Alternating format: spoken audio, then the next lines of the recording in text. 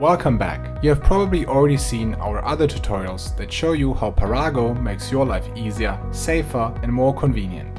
If not, check them out.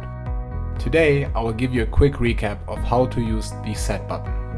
Press the Set button once to set the temperature anywhere from -22 degrees Celsius to +10 degrees Celsius, or -8 degrees Fahrenheit to +50 degrees Fahrenheit.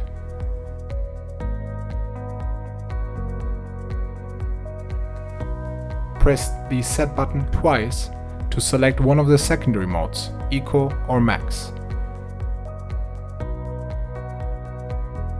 Press the Set button 3 times to select one of the primary modes, H1, H2 or H3.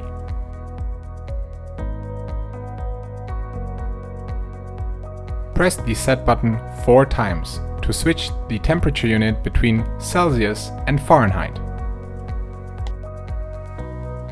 Remember, the Set button has a memory function. After your selection, wait for 2 to 3 seconds and your setting will be automatically applied. You're good to go.